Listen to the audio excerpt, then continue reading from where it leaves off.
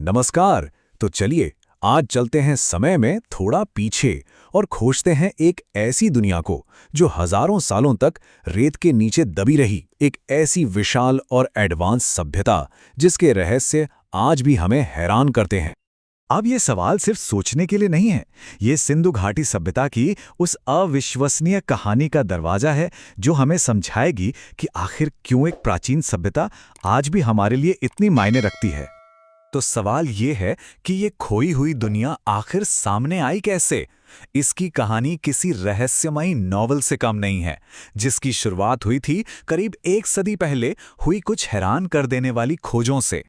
कहानी बदली 1921 और 1922 में, जब पुरातत्वविदों ने आज के पाकिस्तान में खुदाई शुरू की तो उन्हें कुछ ऐसा मिला जिसने इतिहास की किताबों को हमेशा के लिए बदल के रख दिया। एक विशाल, पूरी तरह से गुमनाम प्राचीन सभ्यता के सबूत। दुनिया का परिचय हुआ हड़प्पा सभ्यता से। और ये तो बस शुरुआत थी। इसके बाद तो जैसे परतें खुलती गईं। गुजरात में लोथल का व्यस्त बंदरगाह मिला, धौलावीरा का कमाल का वाटर मैनेजमेंट सिस्टम सामने आया, पूरे भारत में एक के बाद एक साइट्स मिलने लगीं। ये कोई अलग थलग शहर नहीं थे, ये एक विशाल, आपस में जुड़ी हुई दुनिया थी। लेकिन सिंधु घाटी को जो चीज़ सच में सबसे अलग बनाती है ना, वो थे उनके शहर।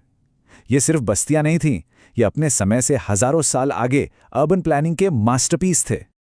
जरा कल्पना कीजिए, सड़कें एकदम सीधी, एक दूसरे को 90 डिग्री पर काटती हुई, बिल्कुल किसी आज के मॉडर्न शहर की तरह। घर एक ही साइज की पक्की ईंटों से बने हैं, और सबसे कमाल की बात तो सुनिए, लगभग हर घर में अपना बाथरूम और टॉयलेट था, जो एक बेहतरीन अंडरग्राउंड ड्रेनेज सिस्टम से जुड़ा था। ये उस जमाने के लिए सोचना भी मुश्किल है, एक ऐसी सुविधा जिसे अपनाने में पश्चिमी दुनिया को भी हजारों साल लग गए। और हम किसी छोटे मोटे इलाके की बात नहीं कर रहे हैं। ये सभ्यता 12 लाख वर्ग किलोमीटर में फैली थी। मतलब प्राचीन मिस्र और मेसोपोटामिया को मिला भी दें तो भी ये उनसे बड़ी थी। ये एक बहुत बड़ा और बहुत ही व्यवस्थित साम्राज्य था। इसका सबसे बेहतरीन उदाहरण मिलता है मोहनजोदारो के ग्रेट बाथ में। ये सिर्फ एक स्विमिंग पूल नहीं था, ये आर्किटेक्चर का एक अजूबा था। शायद ये उनकी सार्वजनिक और धार्मिक जिंदगी का सेंटर रहा होगा, उनकी इंजीनियरिंग स्किल्स का एक जीता जागता सबूत। तो सवाल ये उठता है कि इतने जबरदस्त शहरों को बनाने और चलाने के लिए पैसा कहाँ से आता था? कैसी थी इनकी अर्थव्यवस्था जो इस विशाल सभ्यता को चला रही थी? उनकी तरक्की की बुनियाद थी खेती।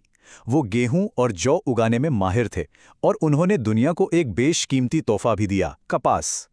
इसके अलावा पशुपालन, खूबसूरत क्राफ्ट्स बनाना और मेसोपोटामिया जैसी दूर दराज की सभ्यताओं के साथ ट्रेड करने में भी वे एक्सपर्ट थे। और अब आती है सबसे हैरान करने वाली बात, ये सब उन्होंने बिना पैसों के किया।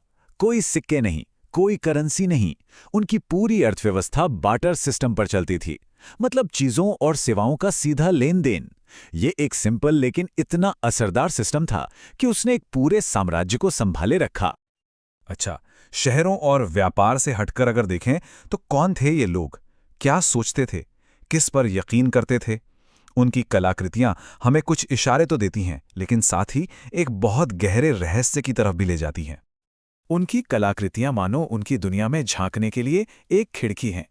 कांसे की बनी डांसिंग गर्ल का आत्मविश्वास से भरा पोज, पशुपति सील पर बनी वो रहस्यमय योगी जैसी आकृति, और अनगिनत मातृ देवी की मूर्तियां, ये सब एक बहुत ही समृद्ध कल्चरल और आध्यात्मिक जीवन की ओर इशारा करते हैं।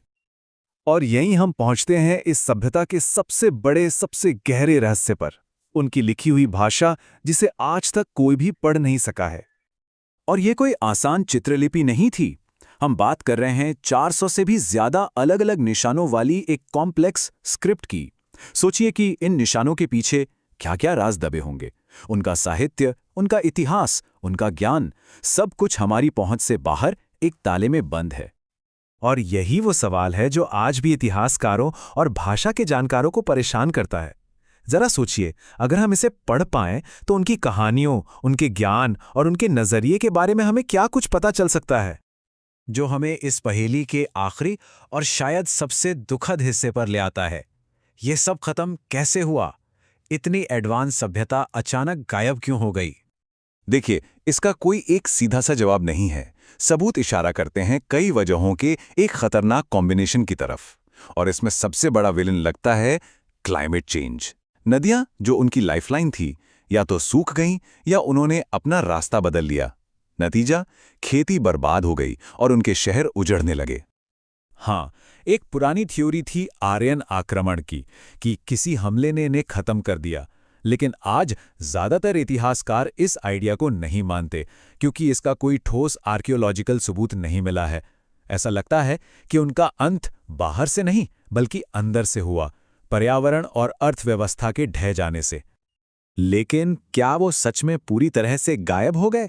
उनके शहर भले ही आज खंडहर हों, लेकिन उनके आइडिया और इनोवेशन आज भी हमारे चारों ओर गूंजते हैं। उनकी विरासत हैरान करने वाले तरीकों से जिंदा है। ये बात इसे बिल्कुल सही तरीके से बयां करती है। दुनिया की पहली प्लैन्ड अर्बन सिविलाइजेशन। उनके विचार खास तौर पर साफ सफाई और सोशल ऑर्गेनाइजेशन में आने वाले समय की नींव बने। सोचिए, urban planning, advanced sanitation, water management, एक संगठित समाज। ये सिर्फ इतिहास के फैक्ट्स नहीं है, ये वो विरासत है जो उन्होंने हमें दी है। और ये हमें एक बहुत ही जरूरी सवाल की ओर ले जाती है। और आखिर में, ये एक सोचने वाला सवाल है। अगर एक प्राचीन सभ्यता बिना किसी मॉडर्न टेक्नोलॉजी के इतना कुछ हासिल कर सकती है, तो ये हमें हमारी अपनी सभ्यता की दिशा और हम इतिहास में अपने पीछे क्या छोड़कर जाएंगे, इस पर सोचने के लिए मजबूर करता है।